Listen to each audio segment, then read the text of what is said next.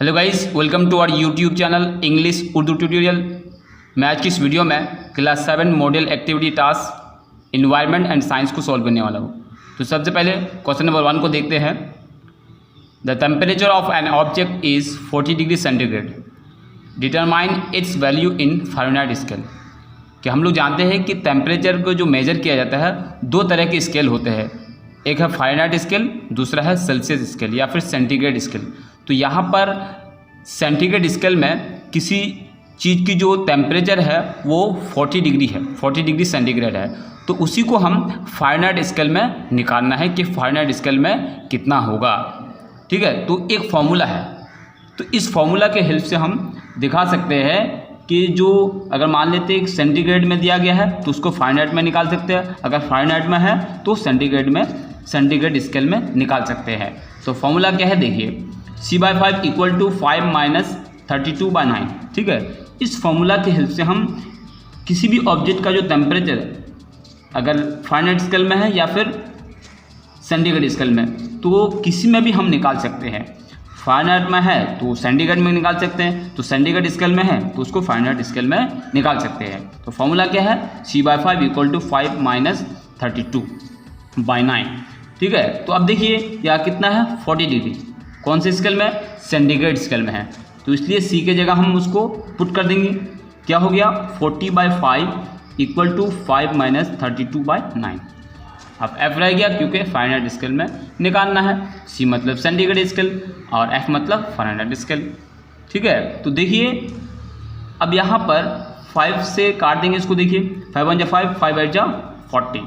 ठीक है, अब कॉर्नर मल्टीप्लाई होगा, देखिए 1 के साथ F माइनस 32 अगर मल्टीप्लाई होगा तो क्या होगा F माइनस 32। अब 9 को 8 से मल्टीप्लाई करेंगे तो कितना होगा 72। ठीक है, और F इक्वल टू, अब नंबर को एक तरफ लेके आएंगे 72 की तरफ, देखिए अब इधर माइनस है तो इधर लेके आने से क्या होगा प्लस हो जाएगा, तो जोड़ देंगे तो F बराबर क्या होगा 104। तो सेंटीग्रेड स्केल में कितना था 40 डिग्री था, अब उसी में फ़ारेनहाइट स्केल में कितना हो गया 104 डिग्री। ठीक है, तो ये हो गया आंसर। अब चलते हैं क्वेश्चन नंबर 2 में। क्वेश्चन नंबर 2 है, what are the symptoms of marasmus. ठीक है, यहाँ पर एक डिजीज़ है, क्या है मर्समस, एक बीमारी है, उसके सिम्टम्स लिखने हैं, उसकी क्या इलामत है, क्या पहचान है कि ये बीमारी अब हो गई है। तो क्या क्या पहचान है यहाँ पर मैं आप लोगों को बताऊँगा। The symptoms of marasmus. Marasmus बीमारी की इलामत दर्ज झेल हैं। नंबर 1, ये बीमारी 1 साल से कम उम्र के बच्चों में होती है। नंबर 2, ये बीमारी प्रोटीन और कार्बोहाइड्रेट की कमी से होती है। नंबर 3, इस बीमारी की वजह से हाथ और पैर दुबले हो जाते हैं। नंबर 4, जिल्द यहाँ वहाँ सुकड़े होते हैं, सुकड़ जाते हैं। नंबर 5, हड्डियाँ बाहर से साफ साफ दिखाई देते हैं, मतलब वो इतने दुबले हो जाते हैं कि हड्डियाँ बाहर से दिखाई देते हैं। नंबर 6, जिस्म का वज़न बहुत ही ज़्यादा घट जाती है, मतलब बॉडी वेट जो है बहुत ही ज़्यादा घट जाते हैं। ठीक है, ये है question number 2, what are the symptoms of marasmus. एक बीमारी है, इस बीमारी की सिम्टम ये है। ठीक है, तो अब अगर इसको देखना चाहते हैं फिगर में तो आप गूगल में जाके देख सकते हैं कि मर्समस डिजीज़। ठीक है, ये बीमारी को आप सर्च करेंगे तो उसके रिलेटेड फ़ोटोज़ आ जाएंगे, तो आप लोग देख सकते हैं कि मर्समस में उस बीमारी में क्या कंडीशन होती है। ठीक है, अब चलते हैं क्वेश्चन नंबर 3 में। क्वेश्चन नंबर 3 है, an iron nail is dip in an aqueous solution of blue vitriol, what changes will be observe after some time, what kind of reaction is this, mention the equation for this reaction. कहता है एक iron nail को जब aqueous solution of blue vitriol में डुबाते हैं, उसको dip करते हैं, तो क्या चेंजेस देखेंगे कुछ देर बाद। What kind of reaction is this, और ये रिएक्शन किस तरह का होगा। Mention the equation for this reaction, इस रिएक्शन के लिए क्या इक्वेशन होंगे, क्या केमिकल इक्वेशन होंगे, वो भी यहाँ पर बताना है। तो देखते हैं सबसे पहले what changes will be observe after some time, इसको डिप करने के बाद क्या चेंजेस दिखेंगे थोड़ी देर बाद। तो देखिए क्या देखेंगे, तो तूतिया का कॉपर सल्फेट कहते हैं इंग्लिश में, और उसका फॉर्मूला है CuSO4। तूतिया से कुछ तांबा निकलकर छड़ी के ऊपर जमा हो जाता है। अगर डालेंगे तो उसमें डाल दे देंगे तो क्या है, तूतिया से कुछ तांबा निकल करके क्या होगा, छड़ी के ऊपर, मतलब ये आयरन नेल के ऊपर जो है जमा हो जाता है, जिससे छड़ी पर एक सुर्ख बादामी रंग की एक परत पड़ जाती है। मतलब सुर्ख मतलब होता है लाल, बादामी रंग का एक परत, एक लेयर पड़ जाती है।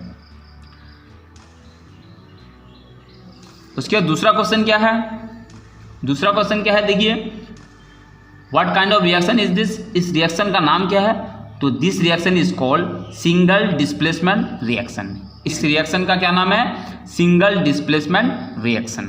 ठीक है, अब ये सिंगल डिस्प्लेसमेंट रिएक्शन क्या है ये देख लेते हैं। जिस तामुल में, मतलब जिस रिएक्शन में कोई एक अंसुर, मतलब कोई एलिमेंट किसी कंपाउंड से किसी दूसरे अंसुर को हटाकर इसकी जगह खुद ले लेते हैं, तो इस तरह के केमिकल रिएक्शन को बोलते हैं सिंगल डिस्प्लेसमेंट रिएक्शन। ओके, अब इसमें जो तीसरा क्वेश्चन है क्या है, mention the equation for this reaction. इस रिएक्शन के लिए क्या केमिकल इक्वेशन है, तो देखिए क्या केमिकल इक्वेशन है। The chemical equation for this reaction Fe + CuSO4, जब इन दोनों में तामुल होगा तो क्या बनेगा, FeSO4 + Cu। ठीक है, ये है chemical equation for this reaction. ठीक है, ये हो गया क्वेश्चन नंबर 3। तो क्वेश्चन नंबर 3 जो है वो थोड़ा बड़ा है, इसमें 3 क्वेश्चन ऐड किए गए हैं, तो मैंने यहाँ पर तीनों को सॉल्व करके दिखाया। अब चलते हैं क्वेश्चन नंबर 4 जो कि लास्ट है।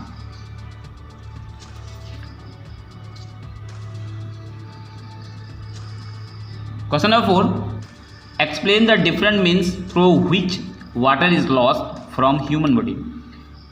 तो अलग अलग डिफरेंट सोर्स बताने हैं जिससे क्या होता है, ह्यूमन बॉडी के जो वाटर होते हैं वो लॉस्ट हो जाते हैं, वो बाहर हो जाते हैं, वो कम हो जाते हैं, मतलब वो बॉडी से बाहर हो जाते हैं। तो यहाँ पर कुछ अलग अलग रिसोर्सेज बताने हैं जिसके थ्रू क्या होता है, ह्यूमन बॉडी वाटर जो क्या होता है वो लॉस्ट हो जाता है। तो देखिए, the different means through which water is lost from human body. ठीक है, नंबर 1 देखिए बहुत ईजी है। अब ये आप लोग, अगर यहाँ पर मैं आप लोग दिखाता हूँ तो आप लोग समझ में आ जाएगा कि सच में। नंबर 1 है पेशाब से। ये आप लोगों को पता है कि पेशाब से पानी, बॉडी वाटर ख़त्म हो जाते हैं। तो कितना होता है, 1.5 से 2 लीटर इतने पेशाब एवरेज इंसान में बाहर हो जाते हैं। नंबर 2 पसीना कितना होता है, देखिए 2 लीटर होता है, लगभग 2 लीटर। उसके बाद देखिए नंबर 3, सांसों की हवाओं से जब हम सांस लेते हैं या फिर छींकते हैं या सांस को छोड़ते हैं तो उस वक्त ड्रॉपलेट निकलते हैं, छोटे छोटे पानी की बूंदें निकलती है। ठीक है, तो वो कितना होंगे, वो 400 मिलीलीटर होंगे, 400 मिलीलीटर। नंबर 4, फिजला के खारिज होने से, मतलब टॉयलेट के साथ भी पानी खारिज होते हैं, वाटर खारिज होते हैं, तो वो कितना होंगे, 200 मिलीलीटर। ठीक है, अब ये मिलीलीटर जानते हैं कि 1 लीटर इक्वल टू होता है 1000 मिलीलीटर। नंबर 5, आँखों के पानी के जरिए, कुछ आँखों में आ जाते हैं, कुछ आँखों में गिर जाते हैं, तो उससे भी पानी निकल आते हैं, तो वो कितना है, वो कम है, 50 मिलीलीटर। ठीक है, तो मैंने यहाँ पर आप लोगों को बताया class 7 model activity task environment and science, मतलब साइंस सब्जेक्ट की जो है, क्योंकि लाइफ साइंस और फिजिकल साइंस इसी में मिक्स है, तो इसलिए इसका नाम है इन्वायरमेंट एंड साइंस। तो मैंने यहाँ पर ये पार्ट 1 है, तो पार्ट 1 को मैंने यहाँ पर सॉल्व किया, 4 क्वेश्चन दिए गए थे। ठीक है, ये चारों को मैंने आप लोग को इस वीडियो में सॉल्व करके दिखाया। ठीक है, तो अगर क्लास 7 के और भी मॉडल एक्टिविटी टास्क आप लोगों को चाहिए उसके सोल्यूशन, तो आप लोग कमेंट करके ज़रूर बताइए। अगर आप क्लास 10 9 के स्टूडेंट हैं तो उनके भी मॉडल एक्टिविटी टास्क ऑलरेडी हम लोग सॉल्व कर चुके हैं, तो उसका लिंक आपको इस वीडियो के डिस्क्रिप्शन में मिल जाएगा। So thank you for watching, thank you for listening, have a nice day.